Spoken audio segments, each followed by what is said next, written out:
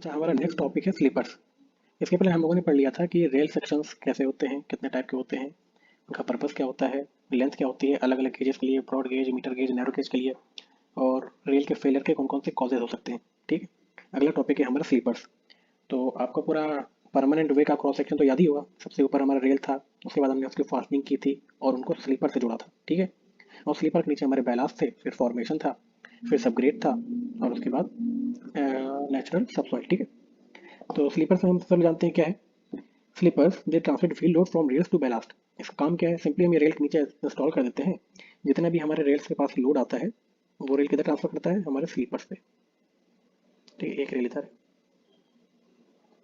है, डायग्राम थोड़ा गड़बड़, दूसरी रेल हमारी ये है। ठीक है। तो ये जो है ये हमारा स्लीपर है। इसका काम क्या है, रेल्स के साथ जितना लोड आ रहा है इसको बैलास्ट में ट्रांसफर कर देना।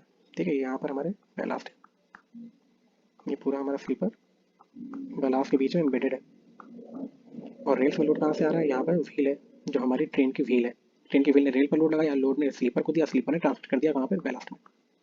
क्या क्या फंक्शन हो गए स्लीपर के, holding the rails in their correct gauge and alignment, यानी कि जो तुम्हारी रेल है उनका गेज मेंटेन रहे। Giving a firm and even support to the rails, यानी जो रेल्स हैं इनको फर्म यानी दृढ़, और इवन सपोर्ट यानी सपोर्ट इनका इवन हो, यानी कि इनकी स्पेसिंग हमेशा जो स्लीपर्स हैं उनकी कांस्टेंट स्पेसिंग रखेंगे, ताकि जो तुम्हारी रेल्स है इनको एक तरह से इवन सपोर्ट मिल सके, ये डिस्टेंस और ये डिस्टेंस दोनों बराबर है। ठीक है। Transferring the load evenly from rails to a wider area of ballast, बता ही चुका हूँ कि जो रेल्स है इसमें लोड जितना आ रहा है वो स्लीपर में ट्रांसफर करेगा, स्लीपर का काम क्या होगा, उसको बैलास्ट ट्रांसफर कर देना। ठीक है। Acting as an elastic medium between rails and ballast, rail और बैलास्ट के बीच में एक इलास्टिक मीडियम की तरह काम करता है। ठीक है, ताकि शॉक्स और वाइब्रेशन को ये डैम्प कर सके। Providing longitudinal and lateral stability to the permanent way, जो हमारा पूरा परमानेंट वे है उसकी लॉन्गिट्यूडनल और लेटरल स्टेबिलिटी को इंश्योर करने के लिए हम स्लीपर्स का यूज करते हैं। ठीक है। तो रिक्वायरमेंट्स क्या होती है स्लीपर्स की, स्लीपर कैसा कैसा होना चाहिए। The initial as well as maintenance cost should be minimum. ठीक है, इनिशियल और मेंटेनेंस कॉस्ट दोनों मिनिमम होना चाहिए। Weight of the sleeper should be moderate so that it is convenient to handle, समझ में आता है। The design of the sleeper and the fastening should be such that it is possible to fix and remove the rails easily. ठीक है। कभी हमको जरूरत पड़ गई कि हमको रेल्स अनइंस्टॉल करना है, जैसे सारी रेल्स को हटाना है, तो हम स्लीपर्स ऐसे बनाए ताकि हम उसको रीयूज कर सकें। ठीक है। और हम जितनी भी रेल्स हैं उन सबको फिक्स कर सकें या रिमूव कर सकें जब भी हमको जरूरत पड़े।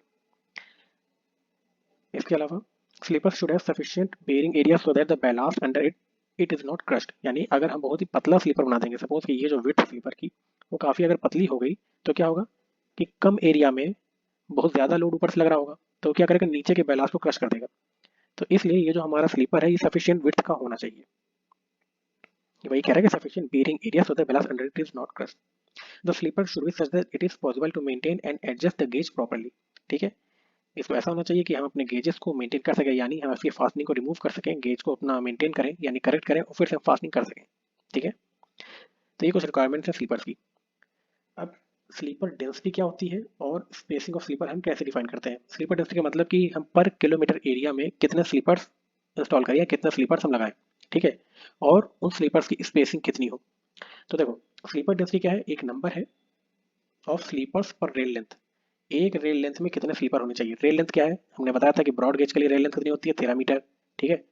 और मीटर गेज और नैरो गेज के लिए कितनी हुआ करती थी, 12 मीटर। ठीक है। तो इस रेल लेंथ में यानी 13 मीटर में जितने नंबर ऑफ स्लीपर्स हों उसको हम कहेंगे स्लीपर डेंसिटी। ये कैसे निकालेंगे, ये निकालने के लिए हमको पहले डिसाइड करना पड़ेगा कि स्लीपर्स की स्पेसिंग कितनी रखें। ठीक है। तो स्लीपर्स की स्पेसिंग डिफाइन की जाती है m+x से। ठीक है। एक तरह स्लीपर स्पेसिंग और स्लीपर डेंसिटी एक ही चीज हुई। ठीक है, क्योंकि अगर हमको ये पता चल गया कि एक रेल लेंथ में स्लीपर्स की स्पेसिंग कितनी है, तो हम बता देंगे कि पूरी रेल लेंथ में टोटल नंबर ऑफ स्लीपर्स कितने लगाने हैं। ठीक है। तो जैसे अब हमारे स्लीपर डेंसिटी को हम कैसे दिखाते हैं, m+x, where m is the length of the rail in meters and x is the number that varies according to the factors such as axle load and speed, type and section of rail etc. ठीक है, मतलब एक तरह से कुछ हमारे पास properties है। ठीक है, कि कितना एक्सल लोड लगने वाला है, यानी कितने एक्सल लोड की ट्रेन चलने वाली है, उसकी स्पीड कितनी होगी जब हम ट्रैक बनाएंगे। ठीक है, रेल जो हमने लगा रखी है किस टाइप की है, उसका सेक्शन भारी है कि हल्का है, ये बताता है कि तुम्हारा एक्स नंबर क्या होना चाहिए। ये कितना हो सकता है, ये 7 हो सकता है, 6 हो सकता है, 5 हो सकता है, मतलब कुछ भी डिपेंड करता है कि हमारी रेल कैसा है और ट्रेन जो चल रही है उसका एक्सल लोड कितना आने वाला है, स्पीड कितनी होने वाली है। तो जब हमको ये एक्स पता चल जाता है तो m+x is our sleeper density. जहाँ एम क्या है, एम है हमारी लेंथ ऑफ रेल, ठीक है। ब्रॉड गेज के लिए एम हो जाएगा 13 मीटर, गेज और नैरो गेज के लिए एम हो जाएगा 12 मीटर, ठीक है। तो सपोज अगर तुमको ये पता है कि हमारा एक्सल लोड इतना है, स्पीड इतना है, सेक्शन ऑफ रेल में को पता है कि 90 आर है, और हमने दे दिया तुमको कि एक्स की वैल्यू है 7, तो स्लीपर डेंसिटी क्या हो जाएगी, एम प्लस 7, ठीक है। On a broad gauge route M की वैल्यू क्या हो जाएगी, 13 मीटर। So if a sleeper density is m plus 7 on a broad gauge route and the length of rail is 13 meter, it implies that 13 plus 7 that is equal to 20 sleepers will be used per rail length of the track।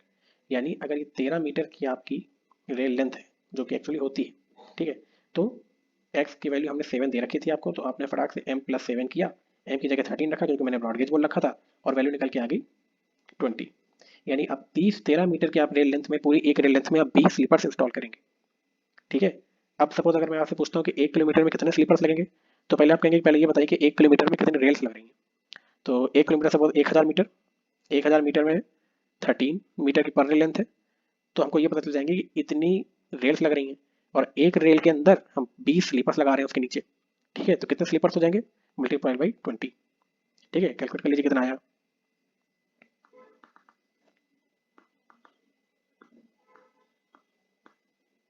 1538.4, यानी एक तरह से लगभग हमारा 1539 sleeper, यानी 1 kilometre का अगर आप ट्रैक बिछाएंगे ब्रॉड गेज, तो आपको लगभग 1539 स्लीपर तो एग्जैक्टली लगेंगे। अब इसको हम थोड़ा कम ज़्यादा कर सकते हैं अपने हिसाब से, ठीक है। तो ये हो जाता है यहाँ की sleeper density. Type of sleepers, कितने तरह के स्लीपर होते हैं, लकड़ी के स्लीपर हो सकते हैं, वुडन स्लीपर है, कास्ट आयरन स्लीपर है, स्टील स्लीपर है, कंक्रीट स्लीपर है, ये सब आपको तो दिख ही जाते हैं। अच्छा, अब इन सारे चारों तरह के स्लीपर्स के कुछ अपने एडवांटेज है, डिसएडवांटेज है। तो हमने क्या किया, इसको सिंपली एक टेबलेटेड फॉर्म लिख दिया।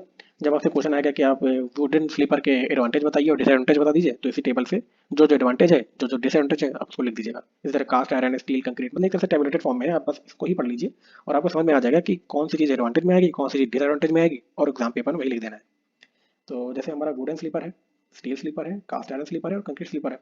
सबसे अच्छी सर्विस लाइफ किसकी होगी, ये हमारे कंक्रीट स्लीपर, ठीक है, 50 से 60 साल चल जाता है। और वुडन स्लीपर सबसे बेकार है, 12 से 15 साल तक ही चल पाता है वुडन स्लीपर, ठीक है। स्टील और कास्ट आयरन स्लीपर्स की लाइफ कितनी है, 40 से 50 साल। वेट ऑफ स्लीपर पर ब्रॉड गेज, ठीक है, कितना, 83 kg। यानी ब्रॉड गेज अगर तुम बिछाओगे तो पर स्लीपर तुम्हारा वेट कितना आ रहा है, 83 kg। ये आपके स्टील स्लीपर कितने हो जाएंगे, 79 kg के। कास्ट आयरन स्लीपर 87 kg के। कंक्रीट स्लीपर 257 kg के, बहुत भारी हो जाएगा कंक्रीट स्लीपर, यानी इसको ट्रांसपोर्ट करना कितना मुश्किल हो जाएगा, ठीक है। अब डिसएडवांटेज समझ रहे हैं ना कि क्या क्या हो रहा है। हैंडलिंग, मैनुअल हैंडलिंग कर सकते हैं, इसको मैनुअल हैंडलिंग करना पड़ेगा, ठीक है। No damage to sleeper while handling, कोई डैमेज नहीं होगा क्योंकि लकड़ी के हुए हैं, ठीक है। No damage to sleeper while handling sleep में भी नहीं है। Liable to break by rough handling, जो कास्ट आयरन होता है ना, आपको पता है कि स्टील हमारा डक्टाइल होता है, कास्ट आयरन थोड़ा ब्रिटल होता है, तो अगर मैं इसकी हैंडलिंग प्रॉपर नहीं की तो ब्रेक कर सकता है, ठीक है।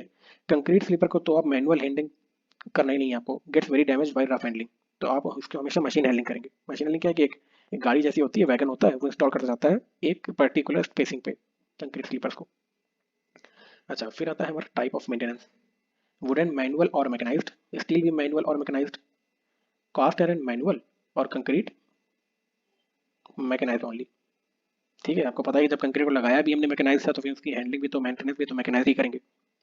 कॉस्ट ऑफ मेंटेनेंस, वुडन का हाई होगा, स्टील का मीडियम होगा, कास्ट आयरन का मीडियम होगा, कंक्रीट का लो मेंटेनेंस कॉस्ट, एक बार लगा दिया कोई मेंटेनेंस कॉस्ट जरूरत नहीं।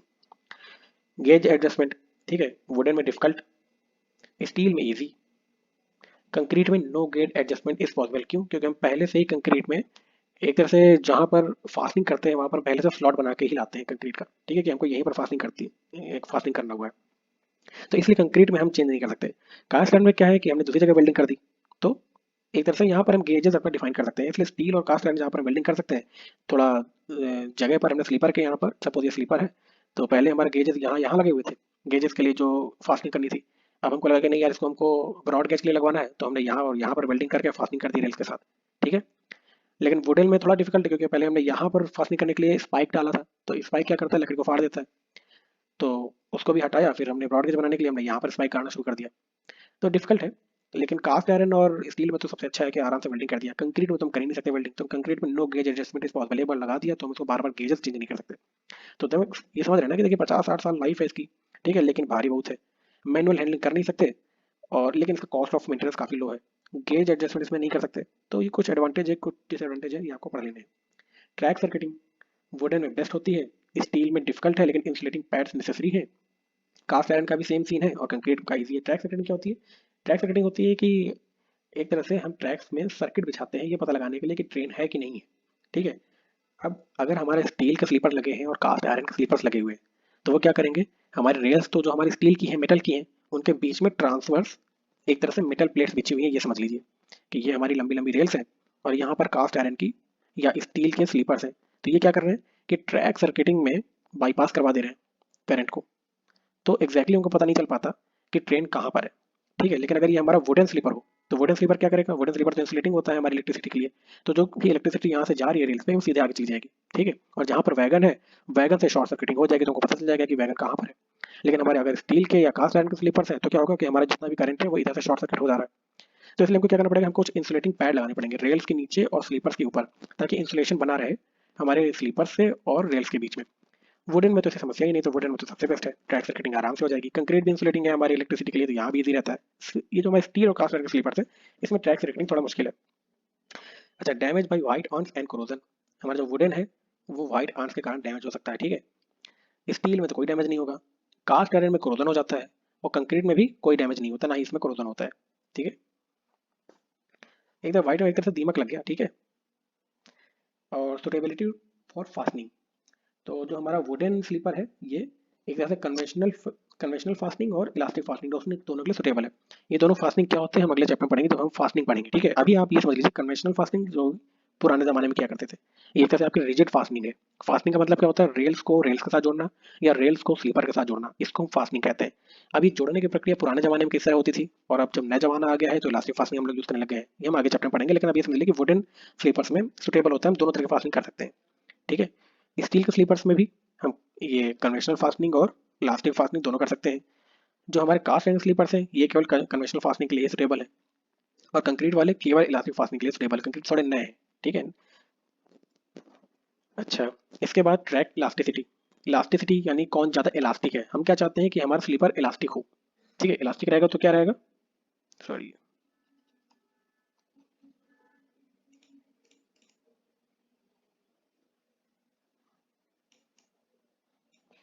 इलास्टिसिटी तो आप में पढ़ा करते थे ना। इलास्टिसिटी क्या हुआ करती थी, जब हम लोड लगाते हैं तो हमारा मटेरियल डिफॉर्म हो जाए और लोड हटते ही वो अपनी पुरानी अवस्था में वापस आ जाए, तो हम उसे कहते हैं कि वो मटेरियल इलास्टिक है। ठीक है। तो हम अपने स्लीपर्स को भी इलास्टिक चाहते हैं, ये नहीं कि रेल निकल गई तो वो वैसे का वैसा ही डिफॉर्म्ड बना रहा। हम चाहते हैं कि हमारा स्लीपर के ऊपर से जब रेल गुजरे तो उसके बाद वापस वो अपनी पहली वाली अवस्था में वापस आ जाए। तो इलास्टिसिटी गुड है हमारी किसकी, वुडन की। कास्ट आयरन की और स्टील की भी गुड गुड है और हमारी कंक्रीट की बेस्ट है। ठीक है। क्रीप क्रीप क्या होता है, आपको पता है कि जब ट्रेन किसी रेल्स में चलती है तो ट्रेन क्या करती है, रेल्स को भी अपने साथ ड्रैग करते हुए आगे ले जाती है। और अगर एक ही तरफ का ट्रैफिक हैवी है, मतलब एक तरफ ज़्यादा ट्रेन जा रही हैं, तो क्या होगा कि धीरे धीरे करके कुछ दिनों बाद आप देखेंगे कि रेल्स आपकी अपनी पोजीशन से थोड़ा आगे बढ़ गई। ठीक है। इस एक तरह से हम कहेंगे कि इस प्रोसेस या इस फिनोमेना को हम कहते हैं क्रीप। ठीक है। क्रीप करते हुए हमारी रेल आगे बढ़ गई। तो जो वुडन स्लीपर्स होते हैं वो उतनी अच्छी तरीके से रेल्स को पकड़ नहीं पाते, तो वहां पर क्रीप सबसे ज्यादा होता है, एक्सेसिव। ठीक है। स्टील और कास्ट आयरन में लेस लेस, और हमारा जो कंक्रीट का स्लीपर है उसमें मिनिमम होता है। कंक्रीट एकदम जो हमारी रेल्स है उनको पकड़ के रखता है, क्यों, क्योंकि उसमें इलास्टिक फास्टनिंग होती है। इलास्टिक फास्टनिंग एक अच्छी और नई डेवलप फास्टनिंग होती है। ठीक है। तो हम कंक्रीट में इलास्टिक फास्टनिंग यूज करते हैं और जो रेल्स को अच्छी तरह पकड़ के रखता है, इसलिए उसमें क्रीप कम होता है, समझ में आता है। स्क्रैप वैल्यू, यानी जब स्लीपर का काम खत्म हो जाए, उसकी लाइफ खत्म हो जाए, तो वो कौन कितना अच्छा बिकेगा। तो वुडन स्लीपर की स्क्रैप वैल्यू बहुत कम होती है, स्टील के स्लीपर्स की हायर देन वुड। ठीक है। और कास्ट आयरन की हाई होती है। और कंक्रीट का तो नन, एक बार कंक्रीट को आपने यूज किया स्लीपर के बाद, तो जब उसकी 50-60 साल की लाइफ उसकी खत्म हो गई तो आप ये नहीं कि उसको कहीं बेच दें, स्लीपर कहीं और काम नहीं आ पाएगा। लकड़ी का क्या, लकड़ी बेच दिया, जलाने काम आ गया, या कहीं और वुडन वर्क होना तो वहां पर हम वुडन स्लीपर का यूज कर लिया उसकी लाइफ खत्म होने के बाद। और स्टील और कास्ट आयरन को तो हमने मेल्ट करके फिर से लोहा बना दिया, कुछ और बना दिया। ठीक है। तो स्क्रैप वैल्यू हमारे वुडन स्लीपर्स की मिनिमम। अच्छा, फिर आता है कंपोजिट स्लीपर इंडेक्स। देखो कंपोजिट स्लीपर इंडेक्स क्या है। सबसे पहली बात तो ये हमारे वुडन स्लीपर के लिए ही अप्लाई होता है, वुडन स्लीपर का कॉन्सेप्ट है। ठीक है। जब पहले जमाने में चला करते थे, तो it is an index used to determine the suitability of a particular timber for the use as a sleeper. कौन सा टिम्बर स्लीपर बनाने के लिए सुटेबल है, ये बताने के लिए हम एक कंपोजिट स्लीपर इंडेक्स निकालते हैं। ठीक है। अब कंपोजिट स्लीपर इंडेक्स का फॉर्मूला आप देख रहे हैं, इसमें दो टर्म है, एफ और एच। एफ क्या है, F is the figure for general strength and H is the figure for general hardness. यानी कोई टिम्बर की स्ट्रेंथ कितनी है और वो टिम्बर हार्ड कितना है। इन दोनों पैरामीटर्स को हम यहाँ पर रखते हैं और हम कंपोजिट स्लीपर इंडेक्स निकाल ले जाते हैं।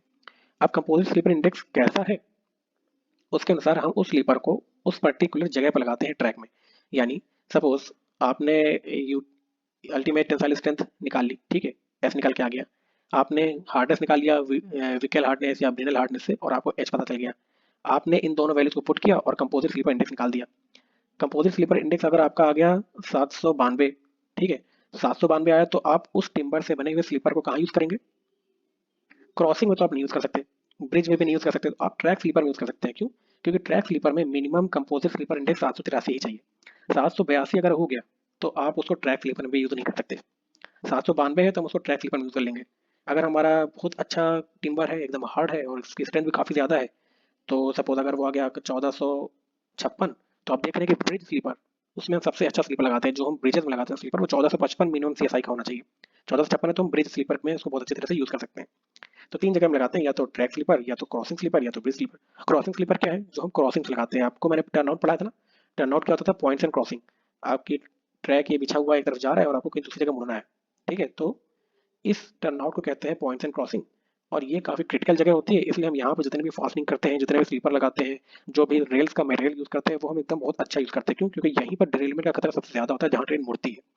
तो क्रॉसिंग स्लीपर में हम 1352 मिनिमम सीएसआई का ही टिम्बर वाला यूज करेंगे स्लीपर, ठीक है। हालांकि ये चीज इतनी इंपॉर्टेंट नहीं है, बस आप ये समझ लीजिए कि आपका कंपोजिट स्लीपर इंडेक्स क्या होता है। ये आपका स्ट्रेंथ और हार्डनेस, इन दोनों पैरामीटर्स बना करके एक इंडेक्स निकालते हैं, जो ये बताता है कि स्लीपर को हमको किस जगह पर यूज करना है। तो स्लीपर में आप बस इतना ही पढ़ेंगे, ठीक है।